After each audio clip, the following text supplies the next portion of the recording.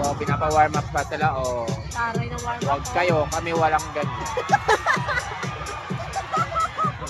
Diba? Basta, sige. Dito TBL ganyan dito. Larga na kami. Kasasayaw na sila.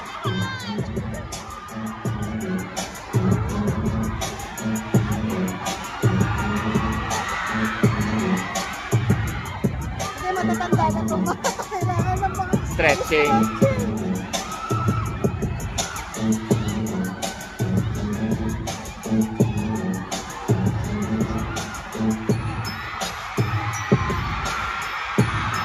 Pangpado. Sarap sumahay. Oo nga. Oh, panuhat.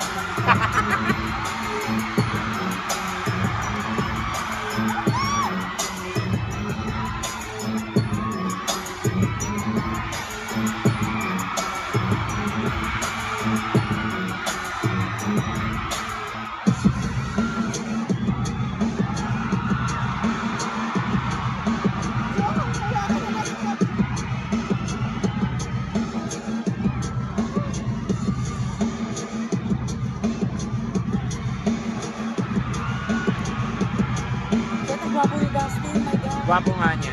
Ay, si River, ang gwapo din. Oo, gwapo. Grabe, grabe, grabe. Woo!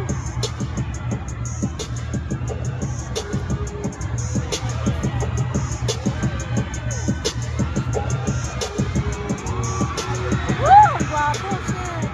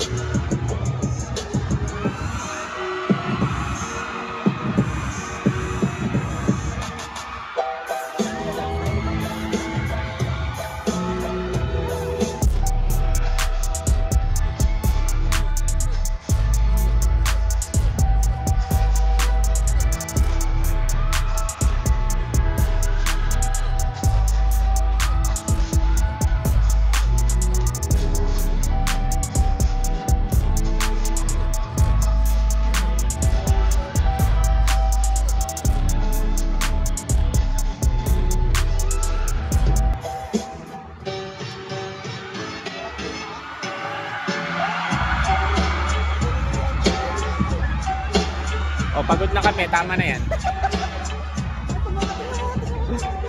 forma nila. Takbo pa lang eh. Takbo pa kita.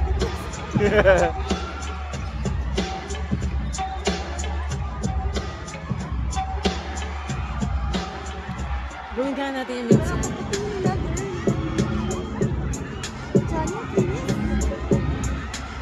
Oo, no? Iba yung puti.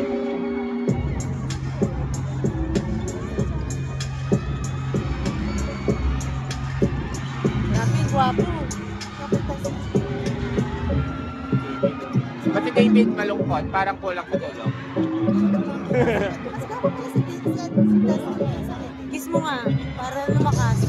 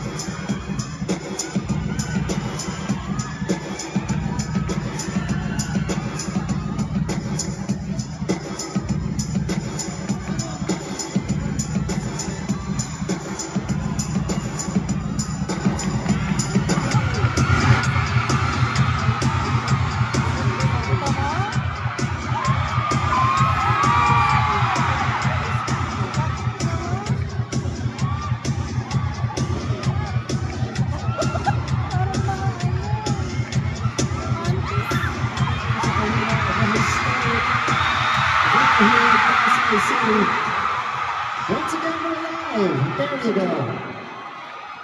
Hello to all the fans who came out here, watched live, supported their players. And this is the game at hand. It is between the Rising Eagles versus Team Kui Showtime for Shoot of Asia. This is the exhibition basketball game happening on a Sunday, October 26, 2025. This is going to be a great matchup. Historic venue. You know, last time, Korean Philippines faced here in Noah. We sent ourselves to the World Cup back in 2013. Hello, it's all of our fans watching here in the venue. My name is Morgan Abia alongside Richie Lozano here in our broadcast. Richie, should be a good game. You know, Team Philippines is actually wishing they have Richie in the lineup. Pero today, magko-commentate ka. Commentate ko na ako for today. Really exciting na nakikita naman natin yung fans right now. Yung energy is very different and very exciting kasi minsan lang napapansin ko lang nakita mga actors. That's right, different personalities facing off from the Korea and the Philippines. That's exactly what we're gonna talk about right now. The lineup for Team Kui Showtime. Okay, eto mga to, Richie, mga tried and tested ito sa All-Star game, di ba? And they're very familiar playing for a big venue like this. Tama? Oo naman, Martin. Okay, sino sa tingin mo yung magsa-stand out dyan sa mga, of course, JC Guevara, River Joseph, Bob Navarro, Billy Sabo, Danny Garcia, Billy Crawford, David DePaco, versus coming from a 3-on-3 tournament, Wendell Ramos, Ryan Bell, who is in the lineup. Watch out for that. Interesting yun, ha? Okay. Pero may Iron Perez pa. Ronnie Alonte, Tom Hilario, Arthur Neri, E.A. Guzman, Johannes Risley, and Dustin Yu. Grabe. Not just Excited ako dun sa Ronnie. Excited ako dun sa yung mag-president, yung David Lecao and yung Dustin Yu. sabi sa akin ni Dustin kanina, first time daw niya sa MOA ang inyong magdaro. Tapos ganito marami yung tao. So for sure, may excite siya lalo. Mamaya, you know, they're out there playing on the court already. Here he is on your screens. Of course, he's a lefty. I think he showed his basketball skills a little bit. He's a PDB. May basketball sila doon ng konti. But now, this is the real deal eh. Mawari na to eh. Oo, iba na to eh. Pero nakita naman na natin yata maglaro itong mga doon, right? Lalo kang kasabi mo lang kanina, subok, tried and tested na itong mga players natin na yan. We'll see kung paano sila didepend sa syempre ng Team Rising Eagles.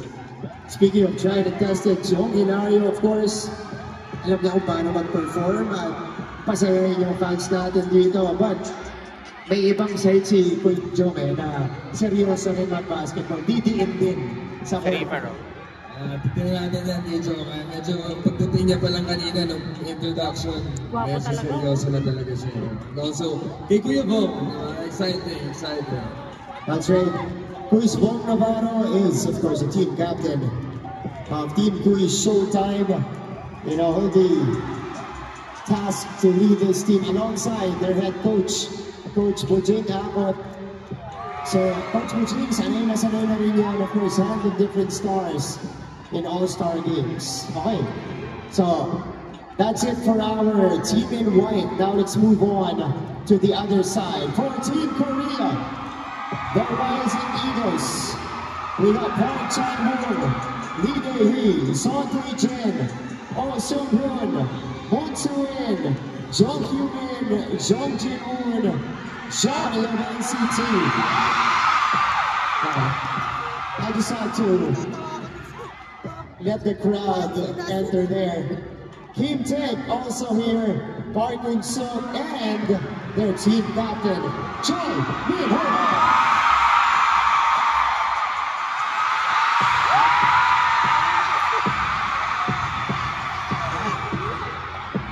Crazy definite cheese. cheers for Choi Min-ho again. Lots of fans out here inside the Mall of Asia Arena from Shiny. Ikaw, Richie, just looking at them practice right now. Kita natin, mukhang ganado at saka organized itong team na to. Very much. Nakikita naman natin yung the shooting forms and everything. Very, very Korean talaga. So, I mean, nakikita natin yung dun sa technical side.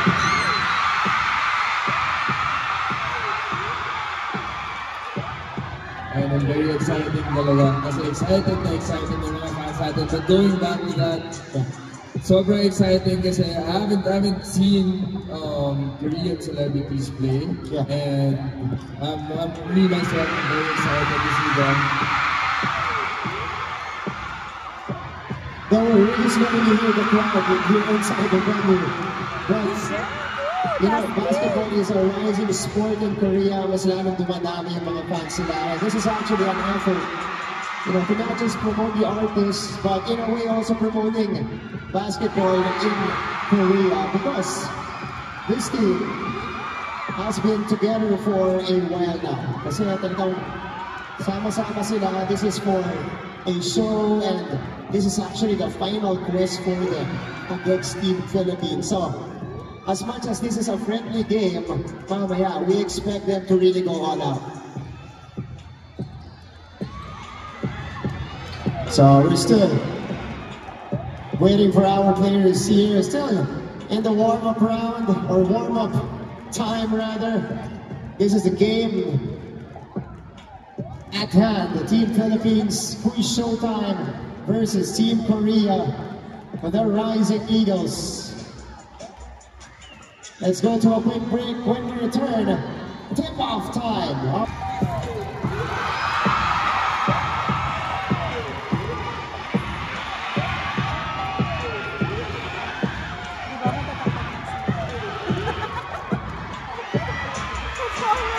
Ayan mo.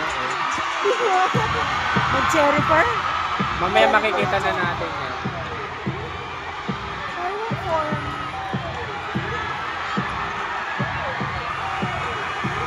Makikita na natin kapag lilima na lang sila.